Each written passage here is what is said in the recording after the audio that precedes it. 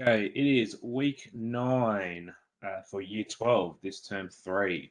So, what we're going to focus on this week is we're going to focus on the final chapter for our course content, which is all about the energy content of food. Okay, before we get started, I at least just want to show where you can find this PowerPoint, which if we go into resources, PowerPoint is at the very bottom there. So we're up to chapter 17, the last chapter in the textbook. Progressively throughout this chapter, as you are working on the tasks that have been allocated within the lesson plans, which I'm going to show shortly, I just want you to know and to at least submit some form of evidence of work from this current chapter based on the questions that have at least been allocated. Okay, so when we go to the lesson plan, you'll see that again, I've just put the chapter review summaries of each exercise within chapter 17. So you'll see that we've only got 3 exercises left to go. So 3 exercises left in Unit 4, but this chapter is very much important for our next SAC, which I will progressively throughout the week be messaging to you on what that focus will be on. Essentially, what you'll be given is you'll be given a set of instructions for a method and a set of provided results, and be able to then write your own introduction, discussion, answer some questions, and write your own conclusion. So all that will be a research investigation along in regards to energy content within a variety of food samples. So what we'd be focusing on are going to be a variety of oils. But again, I will explain that throughout the week. Okay, so the option is, if you've at least started this recording, is obviously follow through with this recording. Otherwise, please do ensure that you cover the PowerPoint. Okay. I've got my little side webcam set up, ready to go. I'm going to show a few examples because this is a little bit math based within these 3 exercises. All right, but I'll at least show on the data book. I'm just going to show you there is a slide that have some common provided formulas. Now, the ones that we're going to focus on within this exercise are going to be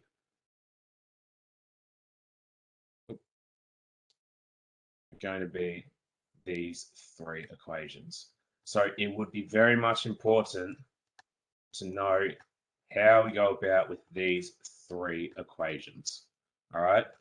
So I'm going to go over those examples within this recording, along with these equations that have been provided. Okay.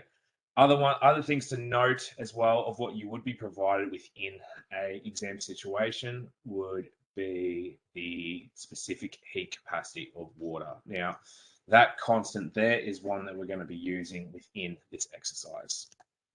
Okay, so I'm going to get straight into the PowerPoint, and as we progress, and I have some that are calculation questions, I'm going to show you how to go about that on my side webcam. Okay, so we're looking at the energy content of food.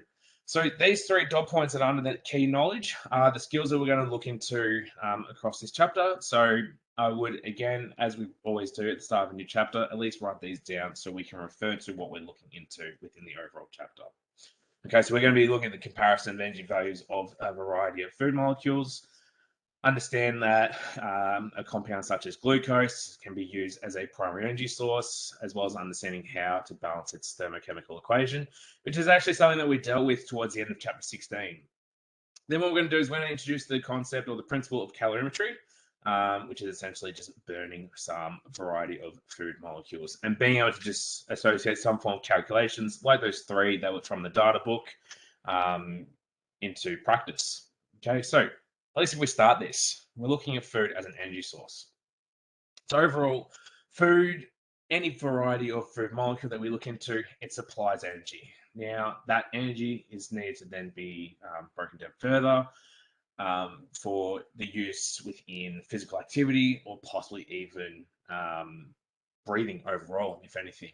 Okay, this energy source can then help with assisting in growth and repair within the human body. Okay, so when we have that energy from food, if it is greater than the actual use of the purpose of that food molecule, then what we're essentially doing is we're gaining weight.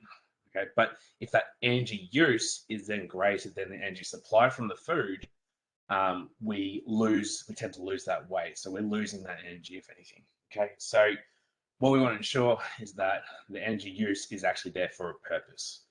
Now, just what we've got here, we've just got a variety of common foods and their respective energy content based on the provided food molecule that's present within that food source. So it's good that we're going to at least look into what consists of a variety of all the food molecules that we've looked into a provided overall food source. Okay, so if we look at energy from glucose, so we're wanting to know that glucose is clearly an energy provider.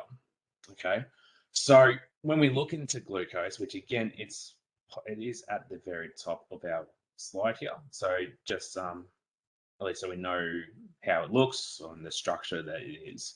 So when we're looking at glucose, it's a type of carbohydrate which we dealt with from last chapter. Glucose is considered as a monosaccharide, so it falls under the carbohydrate branch. Now, glucose, fructose, and galactose are considered as our original monosaccharides. So they're what we start with to then be able to react with one another from previous chapters to form disaccharides, and then we can form polysaccharides. But what we just want to focus on for the time being is just the aspect of monosaccharides.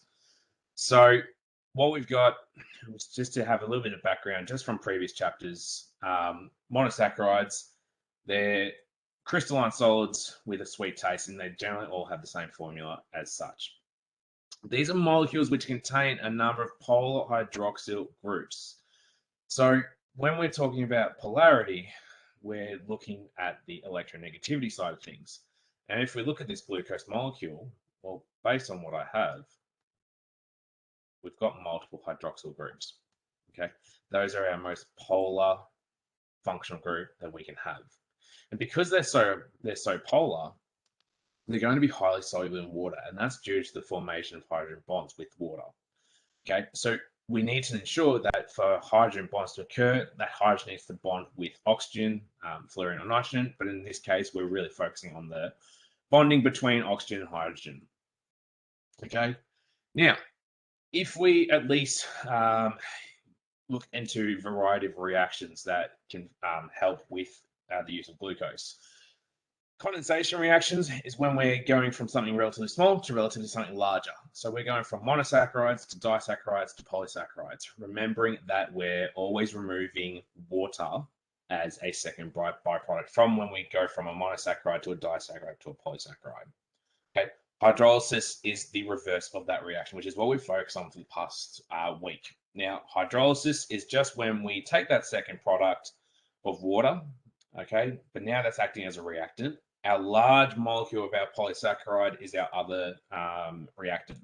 So what's essentially happening is that water is coming to break that large molecule apart to form smaller molecules. Now, when we're looking at glucose and starch, these are a variety of the monosaccharides or disaccharides, if you will. So in this case, being a carbohydrate, their main source of energy is within most diets, just to at least have some form of properties aspect to it. These are more rapidly digested than any other food forms. So we can at least process those and metabolize those with ease. Okay, used by the human body to obtain energy in preference to fats and oils. And so if we're looking at the energy aspect, these are the ones that we're going to use most. Now, although we can have glucose being used for ourselves for energy use, it can also be used within plants and animals to also obtain this formed energy source from glucose. And we're going to look at two different aspects that this can be applied to in terms of what is known as respiration.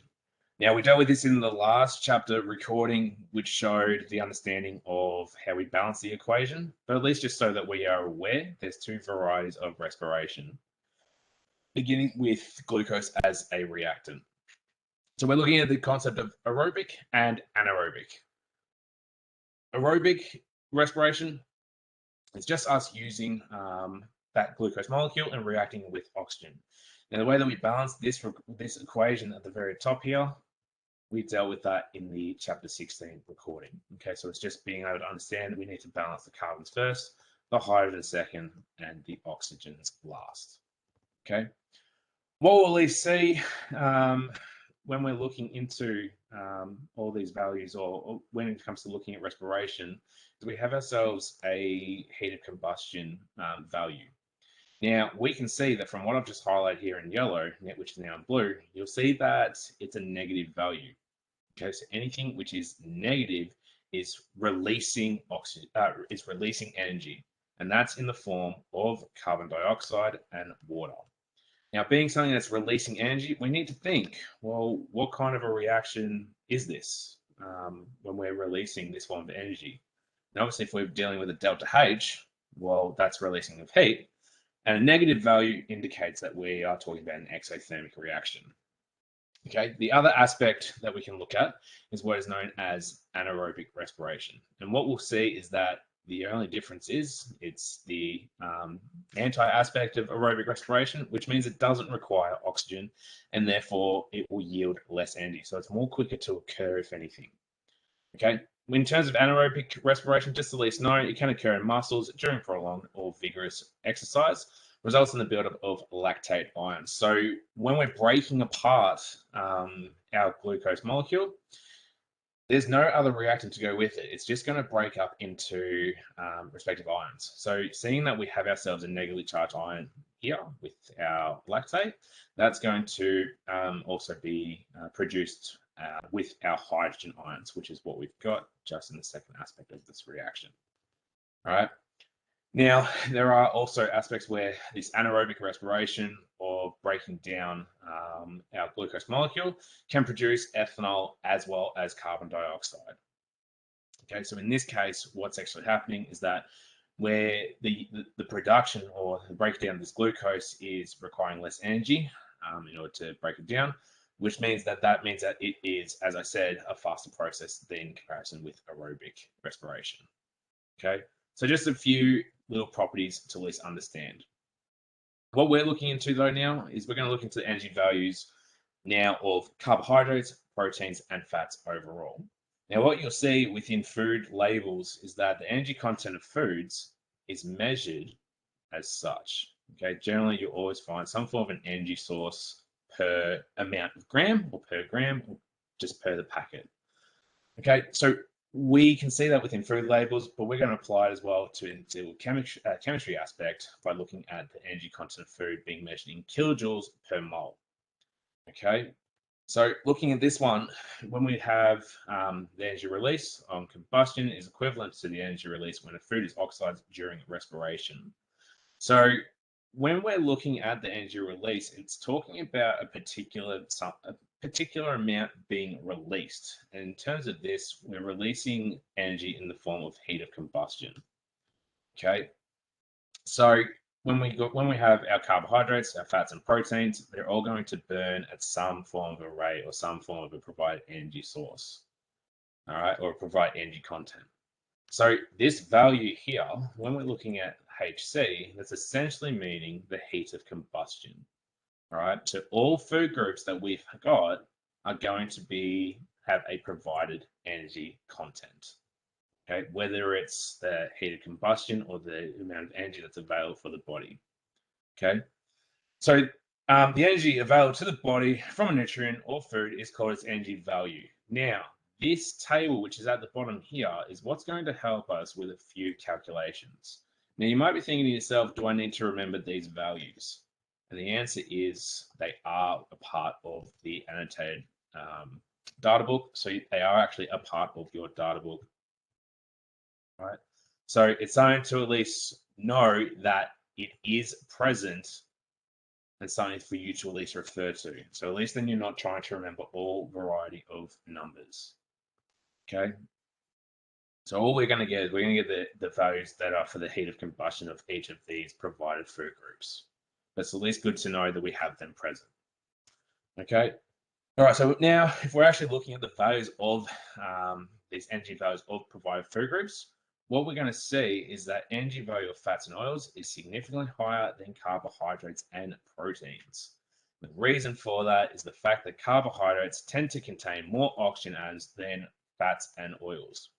The carbon atoms, so being carbohydrate molecules, have a higher degree of oxidation. So that means they're able to oxidize easily. Okay. in this case, fats and oils have greater potential for oxidation and release more energy on combustion. So if we at least take this into consideration, that fats and oils have that greater potential for oxidation, it means that it can break down easily, it's oxidized more in order to release more energy. So we can see if this is true just looking at the provided examples that we've got below. If we're looking at a trisaccharide in the form of this one that we've got here, that is a carbohydrate. It comes under the saccharide family, so being trisaccharide, it's a relatively large carbohydrate. Whereas if we got linoleic acid, well, we knew that from, again, the data book, which does actually state this type of acid, it's in the list of fatty acids. So it's part of the fats and oils. So what we need to look at in terms of being that ability to release more energy is we look at the delta H values. Okay, so if we look at the trisaccharide value, we can see it's negative 6,111, whereas the delta H, or the heat of combustion of a fatty acid, is much larger. Okay, so that means that it's required more energy to at least release some form of energy within the fatty acid overall. So our statement stands true that the energy value within the fats and oils is significantly higher than carbohydrates, based on the reasons that I provided. Okay. Now, when we're looking at energy value, the energy released when food is burned is often greater than energy available to the body after digestion.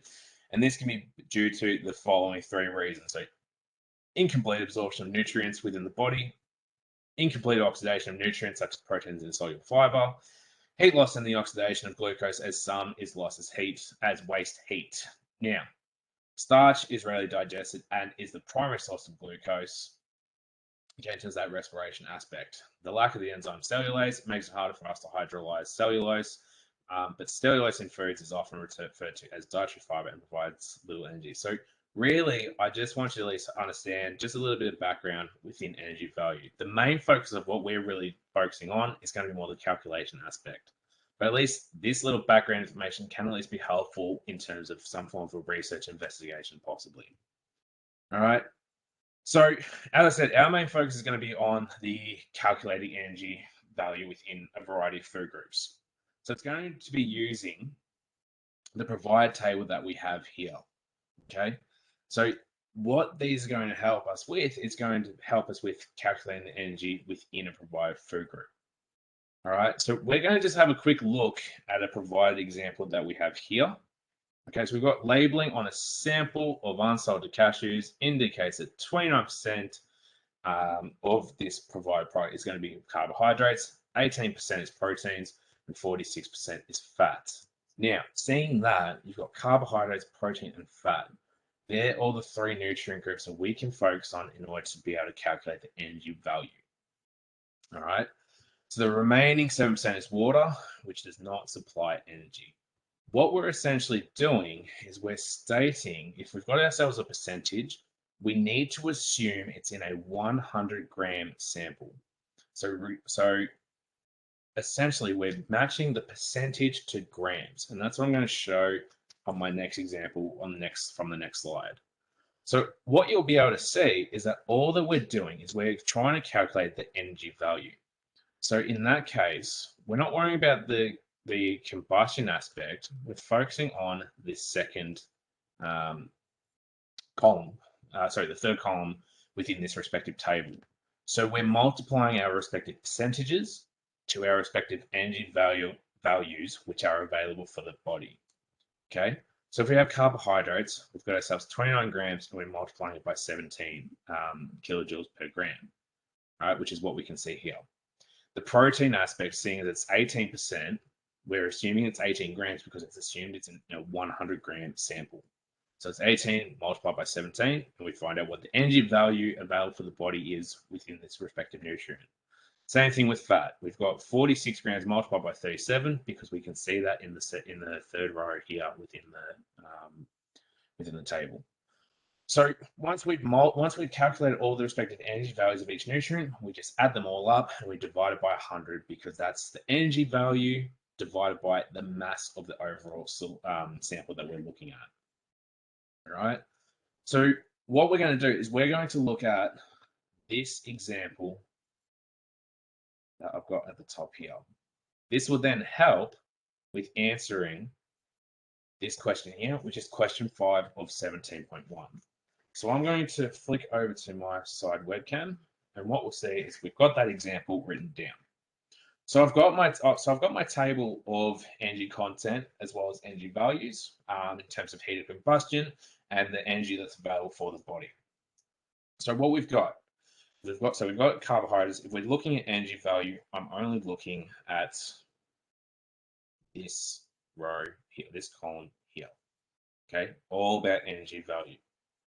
So labeling on a sample of white bread indicates it contains 53% of carbohydrates, 8% of protein, and 4% of fat. The remaining 35% is water, which does not supply energy. And we can at least know that we need to just eliminate that water aspect because it's not part of the table. So we want to calculate the energy value of the bread overall. So what consists within this bread sample in the units of kilojoules per gram. So what I've at least done is I've at least stated what we need to assume this bread sample is. And the fact that it is assumed it's a 100-gram piece of bread. All right, so in that case, we just want to be able to state, well, what's 53% of 100 grams? So we're saying that 100 grams is equal to 100%.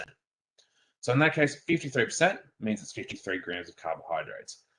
Protein is 8%, which means 8 grams of protein, and the fat is consisted of 4% within that sample, which means 4 grams of fat is applied to this overall bread sample. So if we're looking at our table, we want to look at the energy value, so just these numbers here in terms of our respective nutrient. So if we've got carbohydrates being 53 grams, all we're doing is we're multiplying 53 by 17. We find out what that one is. We've got 8 by our protein, which is also 17. We've got our fats and oils, which is 4%, and our value for energy value is 37. So all I'm going to do is I'm going to multiply all those together. Okay, so 53 times 17, it's going to be 901 kilojoules. 8 by 17, 136 kilojoules, which means 4 times 37 is going to be 148 kilojoules. All right, so all I'm going to do is I add all these numbers up.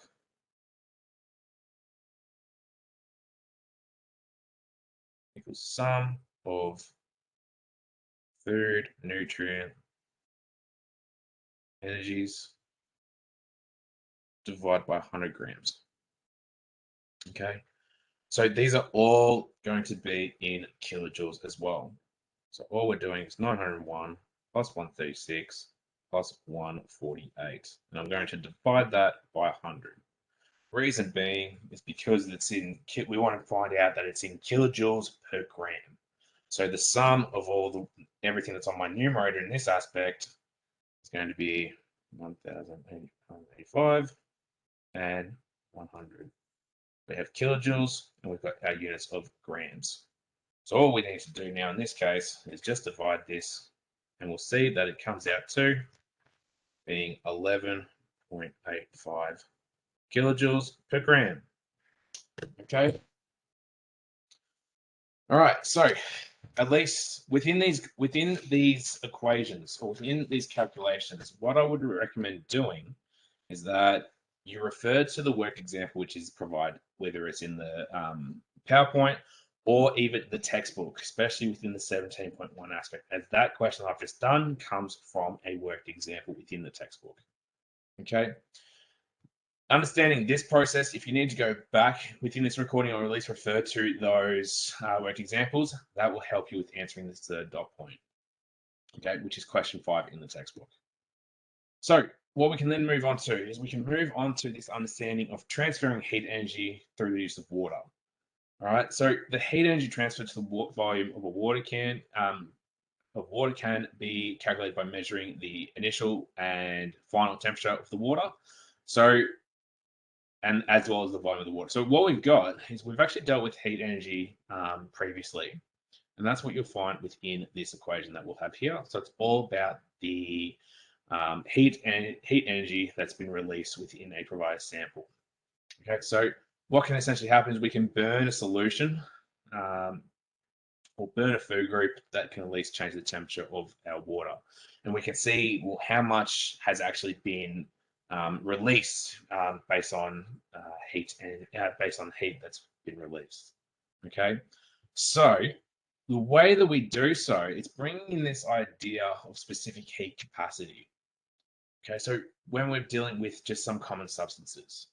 So we've got our formula here, which is the mass. So the heat energy that's been released is equal to the mass multiplied the specific heat capacity of that substance we're looking at. So in this case, it would be water multiplied by the change in temperature. So we've got to remember that delta just means change. So we calculate what our change in temperature at the end, take away the temperature that we started with.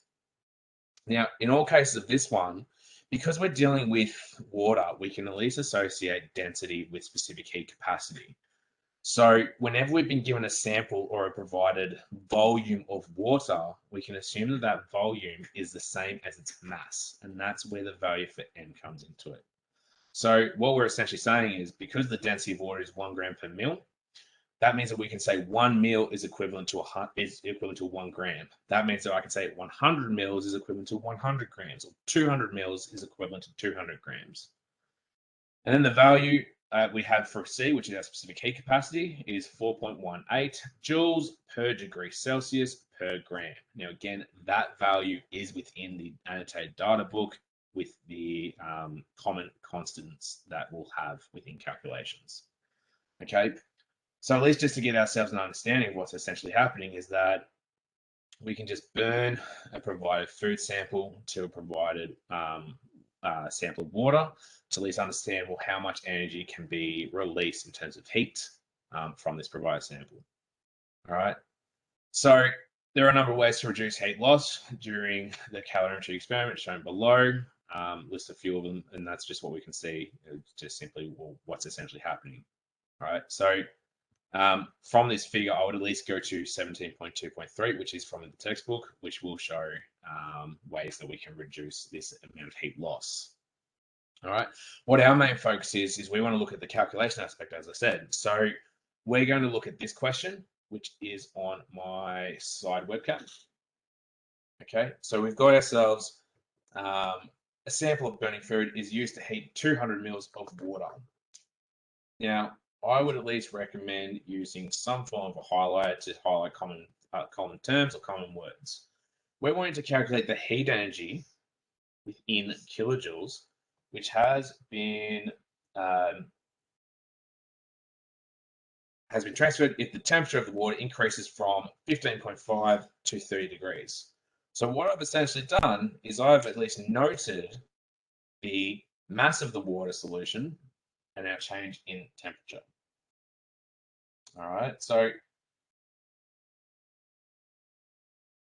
what we're going to do is underneath every calculation that I complete, I've got a variety of equations which we're going to use, which come from the previous PowerPoint slides. So we're trying to calculate the heat energy within kilojoules. All right. Now, what this equation for the heat energy released is that's only going to be in joules. So we will at least need to know what the mass is, and that's clearly going to be our 200 mils of water, which is going to be 200 grams. Our value for C is the specific heat capacity of water. Again, we have that provided to us. It comes from the data book. All we need to know is just what our change in temperature is, which is from the 30 to the 15.5. So in this case, delta T is 30, take away 15.5 degrees Celsius, which is going to be 14.5 degrees Celsius. All right, so that means that we've got every value that we can have in order to answer our question. Okay, so the mass is 200. We multiply by 4.18. We then multiply by 14.5. Now, all we need to ensure is just that our value that we're going to have is going to be within joules as the answer, and we need it in kilojoules simply by the fact that it says calculate the heat energy in kilojoules. Okay, so grabbing our calculator, 200 times 4.18 times 14.5. And this value comes out as 12,122 joules I want it in kilojoules, which means I just need to divide it by 1,000. Okay, comes to 12.12 kilojoules. Okay, so again, all we wanted to do, what you'll find with every calculation question that I'm going to look at, it's got the question or the formulas that are used on the previous slides before the questions. All right. So when we come to estimating the energy content of food, what we want to do is we want to apply this equation to calculate the energy transferred to a provided volume of water from burning this food molecule or obviously undergoing some form of combustion, which is through the use of this equation, which is what we've dealt with, to now being able to calculate the energy content of food, which is what is known as the energy released per gram of food.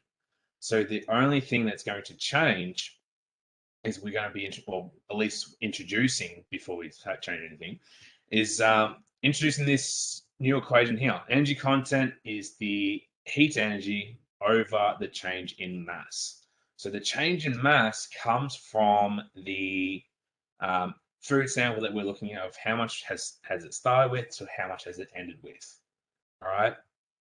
So in terms of being able to estimate the energy content of food, it's at least good to know that it's not necessary to burn all the food sample as long as the mass that is burned is measured. So we can just have a provided range of what we're really looking into for burning food molecules. When it comes to looking at these questions of what assumptions are made or what impact, the answers that you'll need for that are provided underneath in the notes section. So probably worth at least noting that for knowing what assumptions can be made and the impacts that it can have on the provided values. All right. So what we're going to do now, I'm going to show you how we go about answering this question on my side webcam. But at least if you want to understand the rules of doing this, we're just using the previous two equations here in order to be able to break down this one. All right. So again, I'm going to highlight some key terms. All right. So we start with a 2.5 gram corn chip, which was burned under a steel can containing 200 mils of water. So this 200 mils of water is part of our heat energy that can be released. So we're obviously looking at a sample of water. Okay, after the flame went out, the mass of the corn chip was 1.16 and the temperature of the water had risen by 35 degrees. So everything that I've at least highlighted there is going to be my delta T, and this can be my mass final, and this can be my mass initial. What the value of 200 mils of water, that's going to be the heat energy that can be released within the water sample. So this is going to be part of our mass times specific heat capacity times the delta T. All right. So what we're going to do is we're going to look at these equations that I've at least got present here. All right. So again, useful formulas to know. We've got the heat energy released within the water sample, and then we've got our energy content of what we're going to be looking at. So we want to look at the water sample first. Now the water sample, we said that it was in a 200 ml sample of water. Okay, so already there, through using this equation, the mass of the water is going to be 200. The specific heat capacity is 4.18, and the change in temperature is what we've at least got stated. So the water has risen by 35 degrees. So in that case, we want it to be in change in temperature being 35. So again, we just grab our calculators, we do this calculation, and we need to ensure that we're just knowing that this value is in joules. Okay, so anything that's associated with energy, in terms of heat being released, it's in joules, but we want it in kilojoules. Reason being is that when it comes to energy content per mass, generally there is a provided formula or provided unit, of kilojoules per gram.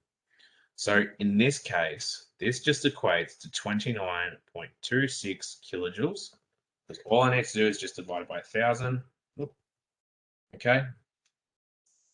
And the delta M, which is the change in mass, it's just the change in mass of the food sample. So we've got ourselves 2.5 grams initially and 1.16 at the end from burning this. So we just find out what our change in mass is, which is what we're here. So our change in mass is going to be the 2.5 gram sample. Once it's burned, 1.16 remains, which means that the change in mass is going to be 1.34 grams. So now if we want the energy content, we just take our value for the heat released within energy, the heat energy released within the water sample over the change in mass. You get 29.26, and we divide by 1.34. What we'll find, or if you're going along with this, what we'll find is that the energy content of this corn chip is 21.84 kilojoules per gram. Okay, or you can write it as 21.84 kilojoules per gram. Okay, either way is perfectly fine. Okay, so at least just knowing that we want to just utilize the equations which are provided to us in order to answer some of these relative questions. Okay, now what we're going to then look into is this idea of calorimetry. And what calorimetry is, it's essentially a method of being able to measure some form of energy which is either released or absorbed within a reaction or in possible sources that can be dealt with within food molecules. Okay, so when it comes to looking at this, well, how do we measure that energy that's been released by a certain food type or even possible fuel? And the way that we do that is to measure the energy in a sample of food, it can be burned. So that at least comes from our idea or our depiction here. We've got a food sample that's heating some form of a water source. Okay, the energy release can be transferred to water, and the change in the temperature of the water by a certain degree is measured. And that comes from our provided equation that we've looked in so far. The accuracy of the value of energy obtained will depend on if the food is burned within an enclosed space or an ample supply of oxygen. So this is tying in everything what we're looking into within this process of calorimetry. Okay, so if we at least look into the concept of calorimetry, the instrument that we're using is what is known as a calorimeter. Okay, so this is measuring that heat released within a reaction. So this device or this instrument is used to obtain the energy change that occurs during a chemical reaction, and we've got two varieties of these calorimeters. One being called a bomb calorimeter, which is used for reactions that involve gaseous reactions or products. So if we're dealing with something that's rather gaseous or in a gaseous state, it needs to be something which is contained with strong material around that. So it needs to all be enclosed within something that can possibly take an explosion if we're talking about bombs. Okay. The other, however, is what's known as a solution calorimeter, and this is simply just measuring the heat energy released within solutions. So this at least doesn't need to be in something that's enclosed or something that's tightly packed. It can be free moving, if anything. So if we're looking at solution calorimeters, just a little bit of background or just a little bit of understanding. Solution calorimeter may be a polystyrene foam coffee cup with a lid, so something that's just sealed and can easily be opened. All right, so in comparison, like when we think about something that's not, well, that means it's a process to at least open up something that we can at least react. Okay, the reaction is carried out in the calorimeter with an accurately known volume of water. What I at least want you to understand is these dot points here, because this is going to be able to help in terms of calculating energy contents or heat of combustion within some samples that are within these calorimeters. Okay, if the temperature of the water in the calorimeter increases, the reaction is an exothermic reaction, meaning it's being able to clearly release more energy. Because if we think exothermic, it's all about exiting energy. Similarly, if the temperature of the water in the calorimeter decreases, the reaction is an endothermic reaction because some form of energy has been absorbed to decrease that temperature. All right, this would help us to determine the sign or the magnitude of possible heats of combustions or just energy values that we calculate within slides to come. All right. So a coffee cup calorimeter has some limitations. So if we're looking at this, the polystyrene container absorbs some heat, so the temperature is able to be lowered than it would otherwise be. The calculated value for the heat release or absorbed by the reaction is also lower than it should be.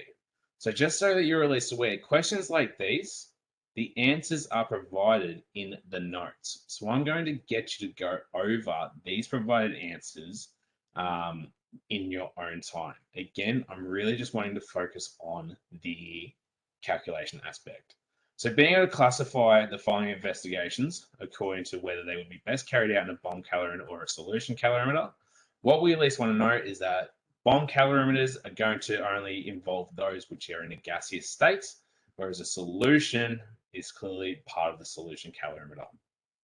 All right. So if we're looking at these examples, we want to be able to select the best calorimeter for these. Okay, so if we're talking, so along with the gaseous state, we're also looking into some form of other states like solids as well. So determining the energy content of a corn chip, that's going to be our part of a bomb calorimeter. Determining the enthalpy of neutralization of hydrochloric acid. Well, hydrochloric acid is a solution, so we're clearly going to use a solution calorimeter for that. Determine the enthalpy of the reaction between magnesium and hydrochloric acid. We've got ourselves a metal with a solution. So the solution is going to take the precedence of that one. So it's going to be under a solution calorimeter. Okay, food groups generally are going to be part of a bomb calorimeter, sorry. Whereas the solutions aspect, if we've got that word solution within a question, that's going to be part of a solution calorimeter. Okay, so at least just understanding how a calorimeter works are just by these dot points here. So it'd be worth at least summarizing these dot points to, again, possibly help with the research investigation. So how does a calorimeter work? Well, it needs to be calibrated, and that's in order so that some form of energy or some form of data that we at least try and measure is as accurate as possible, and that whole aspect of losing some form of aspect in terms of energy or temperature can at least be minimized. So we're trying to make it as an effective process as much as possible. The calibration aspect determines on the amount of energy required per degree temperature change, because we're obviously always calculating something with the change in temperature. The calibrated bomb calorimeter can be used to determine the energy content of food or the enthalpy of combustion of a pure fuel. The heating element provides heat. The ignition is used to ignite the sample. The thermometer detects the change in temperature. So these aspects here are just knowing, well, what is it actually doing within a bomb calorimeter? You've got all these aspects within the instrument itself, but we just want to know what's actually happening in there. So the thermometer detects the change in temperature. So in order to calibrate, we need to have a known amount of electrical energy that's applied to the instrument. The change in the word temperature of the calorimeter is also measured. What we're introducing is what's going to be known as a calibration factor. And what that is, that's the energy required to increase the temperature of the calorimeter by a single degree. Now, it's going to be different for each provided calorimeter that we look into, but it's at least worthy to know how accurate something can be measured. Okay, so we can look into some factors within these calorimeters, and we look at the electrical aspect. Okay, so we're looking at the electrical calibration of calorimeters here. So a known quantity of thermal energy is released from an electric heater to increase the temperature of the water in the calorimeter. Again, an aspect part of the actual calorimeter itself. The thermal energy release can then be calculated by the following equation. Now, if we're talking about the electrical aspect, well, we want to think, what does V and what does I stand for? If there's anything that you've dealt with within electricity within science, V stands for voltage, I stands for current. Okay, so V is voltage in volts, or V. I is current measured in amps, or A. Okay. The little t represents time. It has to be in seconds. Okay. So in order to calculate the calibration factor, it can be calculated by this following equation. So we calculate our electrical energy, which is provided within the source, and then we divide it by the change in temperature. So overall, the calibration factor is either equal to the energy divided by the change in temperature, or it's equal to, if we expand the aspect of E, which is the energy, or voltage times current times the time divided by the change in temperature. Okay, so what we can have is we can look at temperature time graphs within calorimetry. And this is measuring the accurate temperature change, depending on how insulated a provided calorimeter is, or how insulated the overall solution is within a provided calorimeter. If it's poorly insulated, so meaning that it's clearly not tightly packed, well, then heat is going to be lost, and therefore energy will also be lost over time. Okay, so just at least understand what's happening here. A graph of temperature against time before, during, and after the calibration can give more accurate determination of the temperature change. So we just want to be looking at, well, what's happening over time within a provided sample. We just look at the change in temperature. Okay. So what we at least want to know is, well, how can this relate to energy content within food? So we're going to be introducing, again, some more equations here that can help us. So a bomb calorimeter is calibrated by either the electrical or the chemical calibration methods. An accurately weighed food sample is burned in a bomb calorimeter. The heat released by the combustion is transferred into the water, and the change in temperature is then measured. The calibration factor is used to determine the energy responsible for the temperature change during the combustion reaction, which is provided within this equation here, which is just rearranged from this provided one. Okay. So the change in temperature is the change in temperature during the reaction, not during the calibration. All right. So from there, we can at least then calculate the energy content of food in provided units, kilojoules per gram, through the use of just knowing that energy content of food is the energy divided by the mass. So what we can then look into, we're just going to go over some aspects that we've already learnt thus far, just to at least review. Okay, so we've got ourselves this question here. A sample of food, of burning food, is used to heat 100 mils of water. We know that if it's heating something in terms of water, we're going to use the following equation. Okay, calculate the heat energy in kilojoules that has been transferred if the temperature of water increases from 18.5 to 44. So that's going to be our aspect of our delta T. All right. So in terms of this one, we want to be able to calculate what our change in temperature is first. So we just do the difference between these. So 44, change in temperature is 44, take 18.5, which comes to 25.5 degrees Celsius. Our mass of the water, because we're dealing with heat energy within a water sample, we can say that 100 mils is 100 grams. So looking at this, 100 mils or 100 grams times 4.18 times 25.5. What we need to remember is that the answer that's going to come out is going to be within joules, units of joules. So from there, because we get such a relatively large number, we need to convert that into kilojoules. So this comes out as 10,659 joules, which is then equivalent to 10.66 kilojoules. So again, I've just rounded. If you're at least going to round, it's at least worth stating what it's equivalent to, so the equivalent sign, and your rounded value. But at least if you need, say, the number itself, have it already stored in your calculator for future use with future calculations. Okay. So what we're going to look into is we're going to understand this idea of utilizing these set equations within a provided example. Okay, so again, I've got this on my side webcam. So every new equation which we learn, we're at least going to run through a step by step.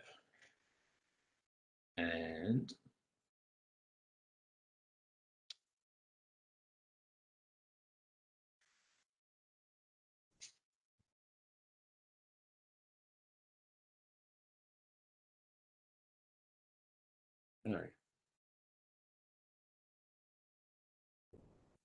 okay, there might be some technical difficulties at the moment. Just give me a bit.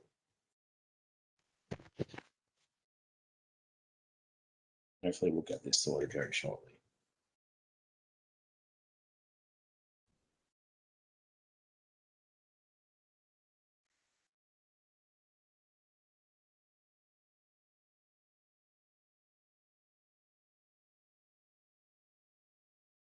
Okay, what I may end up doing.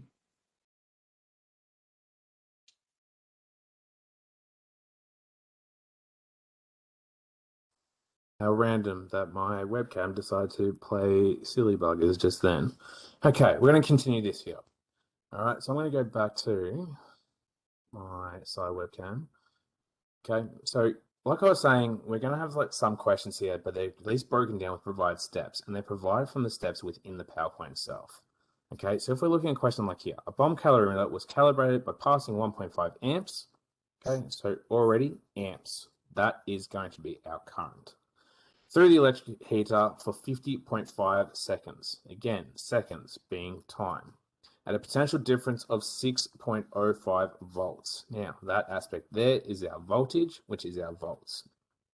Okay, so the temperature of the water in the calorimeter was initially 18.5 and rose to 19.38. These are aspects to help us for our change in temperature. Okay, we're going to try and determine the calibration factor from the provided equations that we've received, and we look at these steps to this. Step 1, calculate the thermal energy released by the heater in the calorimeter when the electric current was passed through it. So we want to be looking at this formula here. So energy is our voltage multiplied by our current by our time. All right. So we have 6.05, we multiply it by 1.5, and we times it by 50.5. With our calculator, we can at least put that in. Okay. So we've got ourselves 458, but we're just going to round this to the nearest whole number just for the time being of 458 joules. Now we can use this value within via rounded decimal, but at least just to be a bit more accurate. But we're just rounding just to make this a relatively quick understanding of the calculations. Okay. Step 2, we want to calculate the calibration factor by dividing the energy that we've been provided by the change in temperature. And the change in temperature was just the difference between 19.38 and our 18.05, which in this case would be 1.33 degrees Celsius. So what we're going to do is to calculate the calibration factor, is we take our value for the energy divided by the change in temperature, which is 458 divided by 1.33. And once we get that value, we've got ourselves 344. And because the energy is in joules, because the temperature is in degrees Celsius, it's going to be in joules per degree Celsius. All right. So again, we're just wanting to understand how we utilize these calculations. All right. So from the calibration factor which we get, the energy change response for a temperature change during a chemical reaction can then be calculated. Perfect. All right. So we've got 3 slides left. I've got 4 calculations to go. All right.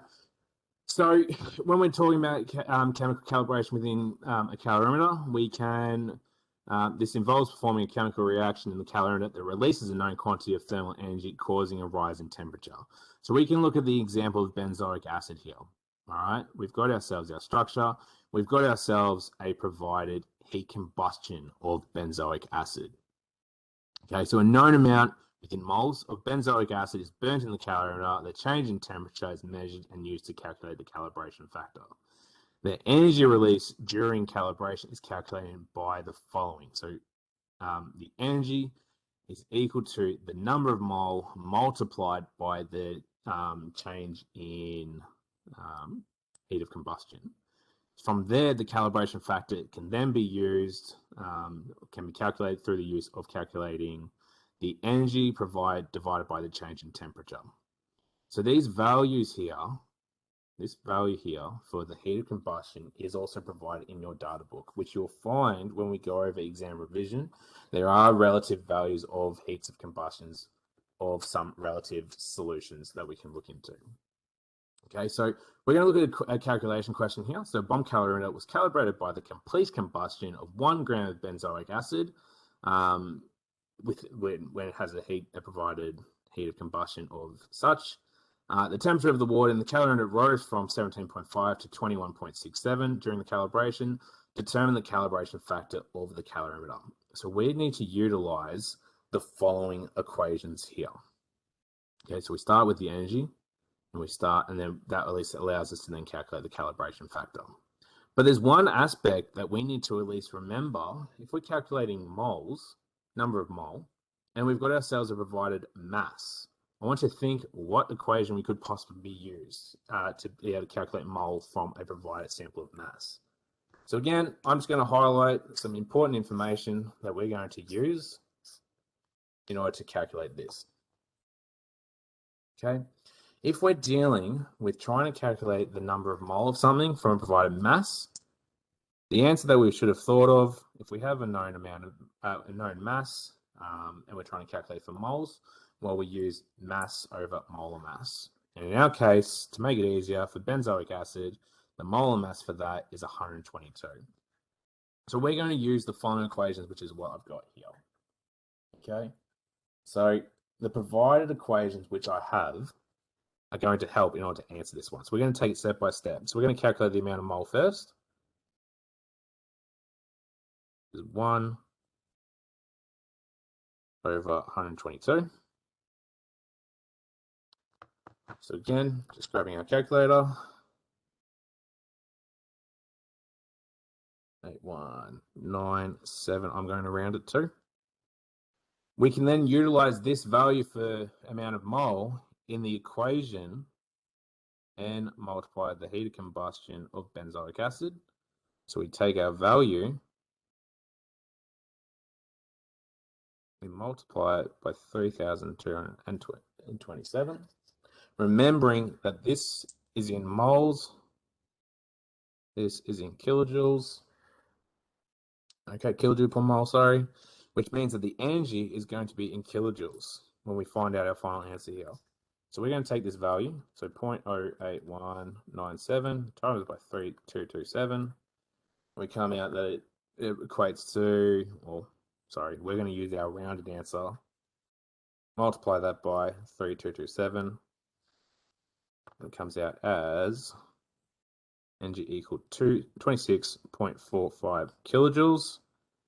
Okay, so we're essentially 3/4 of the way there. All that we need to do now in terms of the calibration factor is using the equation of energy over change in temperature.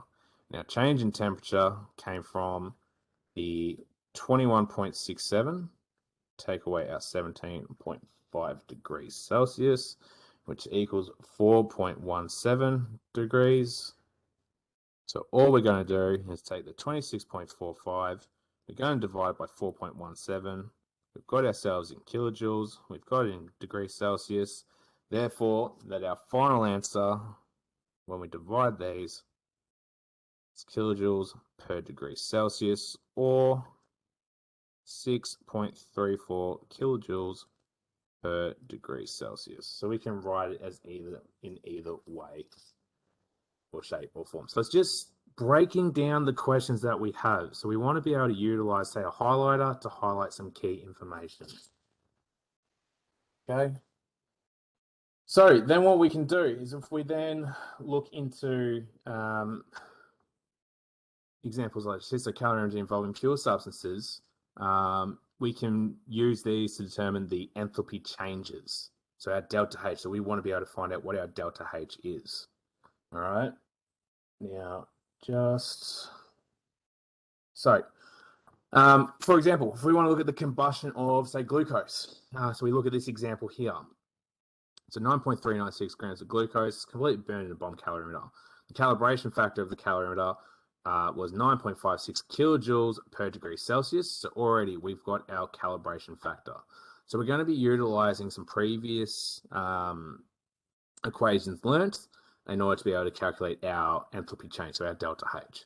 During the combustion of the glucose, the temperature of the water rose by 15.27 degrees. So again, being a temperature change, we've got our change in temperature.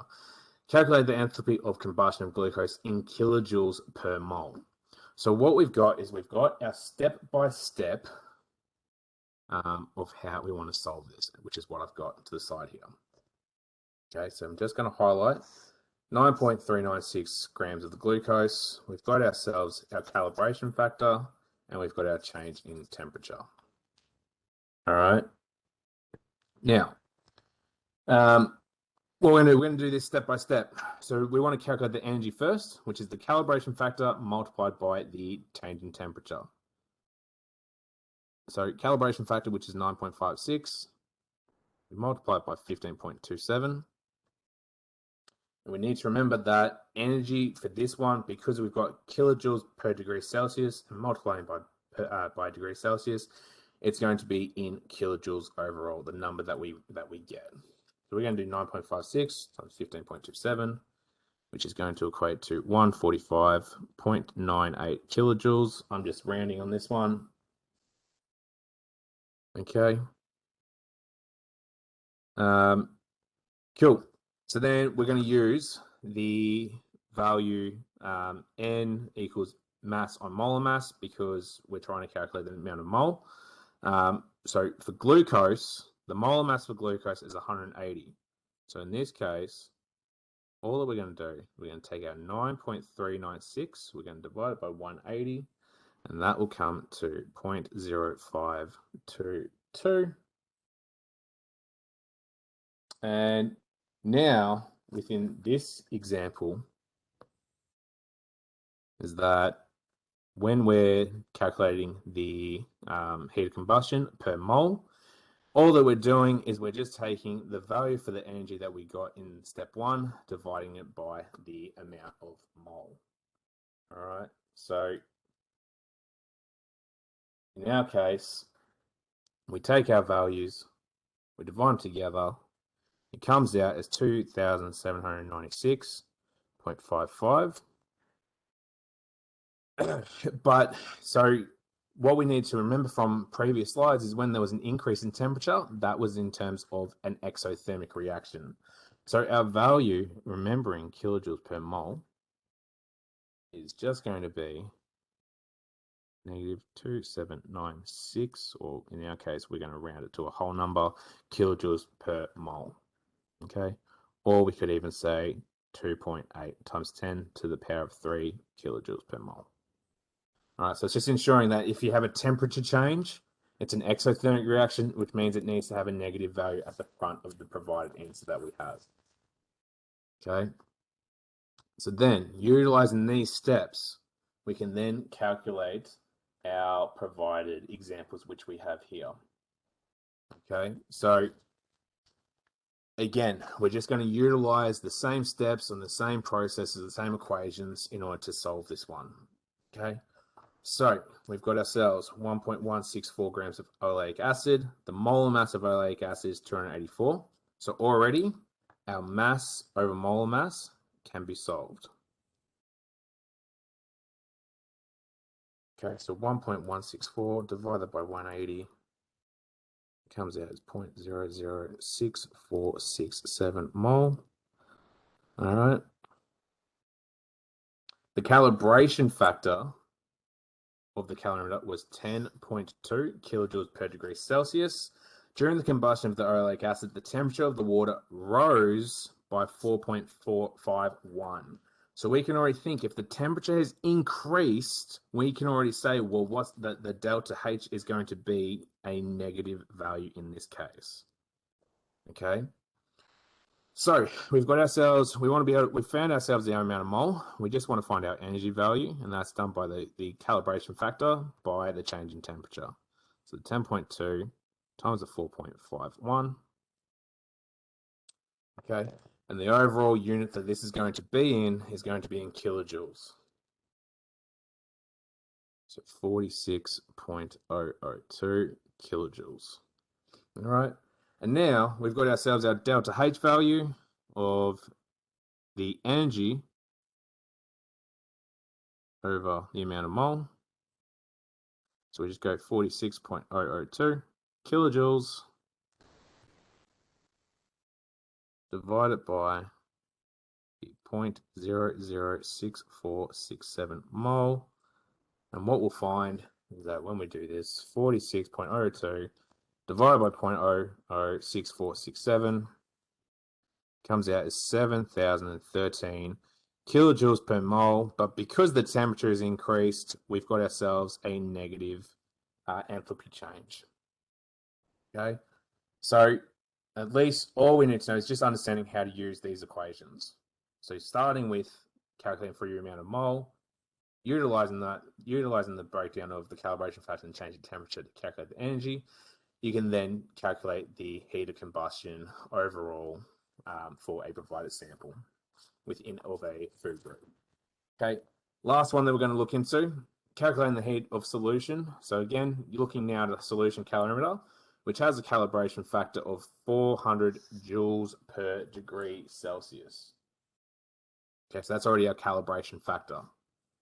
If the temperature decreases, knowing that the temperature decreases means it's going to be endothermic. So that means that our delta H is going to be positive by 1.375 degrees Celsius. There's our temperature change.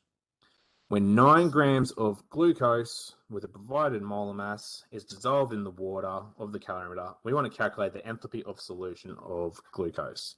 So again, we're going to start with calculating our amount of mole.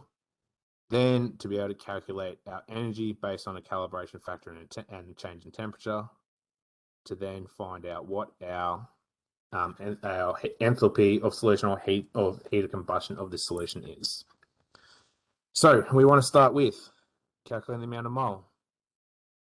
Mass on molar mass. So we've got 9 grams on 180 grams per mole. Okay, and that will come out as 0.05 moles. So we've just extended on our amount of zeros just to help. We then calculate our energy.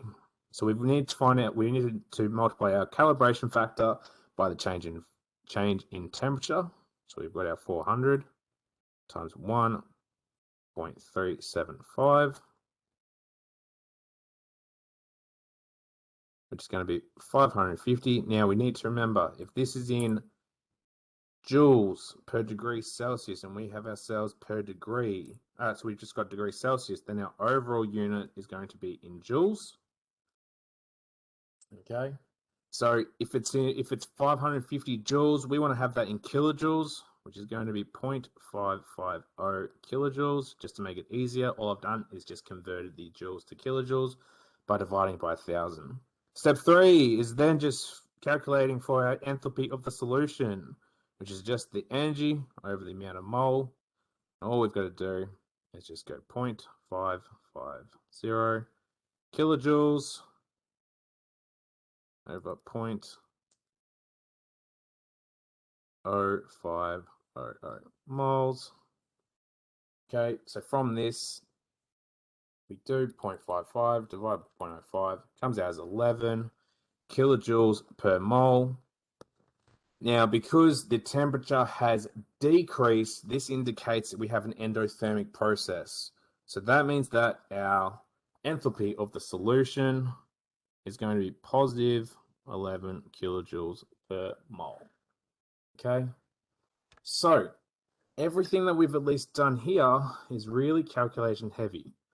But I just want you to at least be familiar with utilizing the steps that are provided in the breakdown of this PowerPoint to answer the questions within the textbook.